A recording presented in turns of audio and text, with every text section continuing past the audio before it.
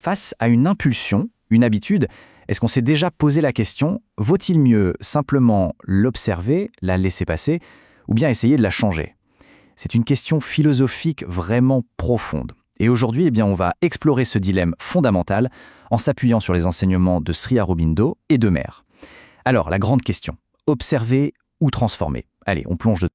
Alors, tout part d'une sorte d'énigme, un vrai puzzle, fascinant d'ailleurs, qui concerne la nature elle-même. Comment est-ce qu'elle fonctionne, au fond? La réponse, elle est beaucoup plus complexe qu'on pourrait le croire. Et voilà le paradoxe qui est vraiment au cœur de toute cette réflexion. D'un côté, on a l'impression que la nature agit de manière automatique, presque comme une machine, et de l'autre, tout ce qu'elle produit, que ce soit un simple flocon de neige ou tout un écosystème, témoigne d'une intelligence, mais absolument stupéfiante.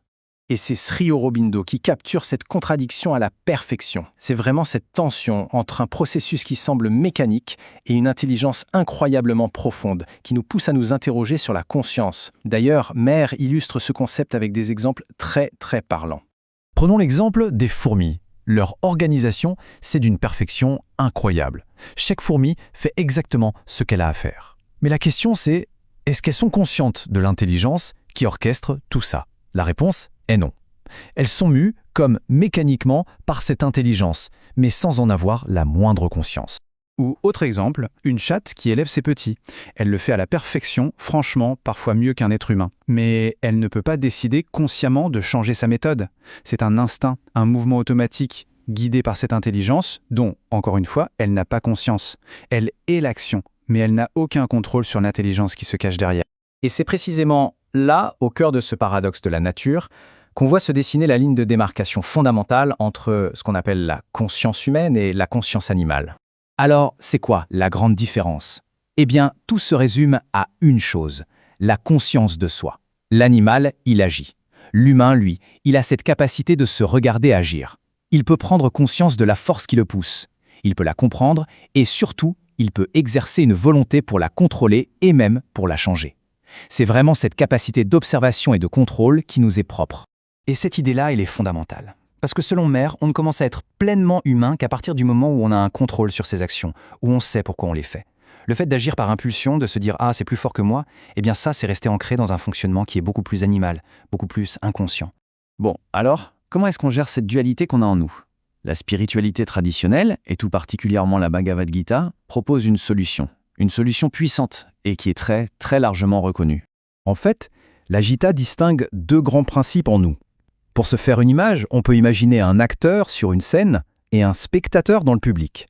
La Prakriti, c'est la nature, c'est la force qui agit sur scène. Et le Purusha, c'est l'esprit, le fameux témoin silencieux qui observe tranquillement depuis son siège. Et nous, on est un mélange des deux. Donc la voie qui est proposée, c'est celle du détachement. L'idée, c'est d'arrêter de se dire « je suis cette colère », mais plutôt de s'identifier à la conscience qui observe la colère monter. On devient alors ce maître silencieux qui regarde la nature agir, mais sans se laisser emporter par la vague.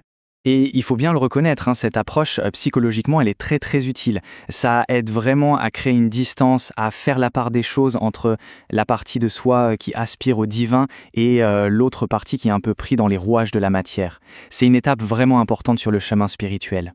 Mais voilà, cette solution, aussi utile qu'elle puisse être, est-ce qu'elle est vraiment complète? C'est là que Mehr arrive et introduit une question subtile mais absolument cruciale. Et voici la question qui fâche un peu. Si la nature n'est qu'une simple exécutante, une force passive, et que l'esprit est le maître conscient, alors d'où viennent les erreurs, les imperfections, la souffrance? D'un coup, on sent que la théorie commence à montrer ses limites. Et c'est avec 3 petits mots que Mehr met le doigt pile sur le problème. Elle dit « c'est tellement commode ». C'est tellement commode. Cette théorie du détachement, elle est pratique, elle est facile. Mais alors pourquoi est-ce que ça pose un problème? Parce que ça peut devenir l'excuse parfaite pour ne pas faire le travail le plus difficile, celui de la transformation. C'est si simple de se dire « Ah ça, ce n'est pas moi, c'est ma nature, c'est ma prakriti, moi je suis le purusha, je suis au-dessus détaché ».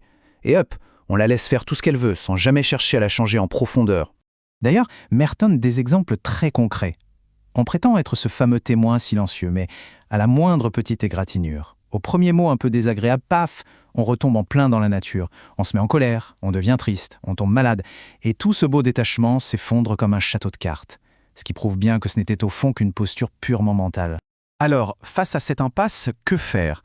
Eh bien, c'est là que le yoga de Sri Aurobindo entre en jeu en proposant une vision radicalement différente. Une voie qui va bien au-delà de la simple observation. On voit bien la différence fondamentale ici.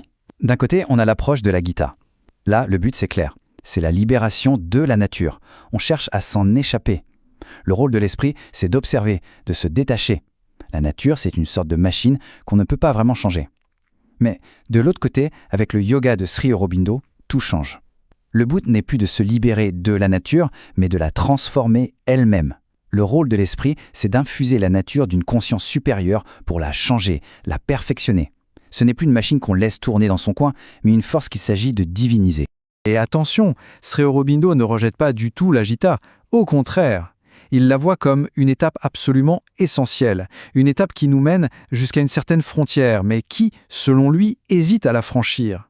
C'est la frontière vers ce qu'il appelle la conscience supramentale, c'est-à-dire une conscience qui est capable non seulement d'observer le grand jeu de la nature, mais de descendre en elle pour transformer activement la matière elle-même. On voit bien que le projet est infiniment plus ambitieux. Il ne s'agit plus du tout de fuir le monde matériel ou notre propre nature. L'idée, c'est d'y faire descendre la lumière, la conscience, pour tout changer de l'intérieur. C'est vraiment une œuvre d'intégration et non plus de séparation. Et finalement, la question nous revient en plein visage. Choisir la voie de l'observateur silencieux, celui qui regarde le monde et soi-même agir sans intervenir, ou oser l'aventure, la plus difficile de toutes, celle de la transformation. Une aventure où l'esprit ne se contente plus de regarder, mais s'engage corps et âme à changer la nature jusque dans ses racines les plus profondes. Et ce choix, au fond, il ne définit pas seulement un chemin spirituel, mais peut-être le but même de notre existence.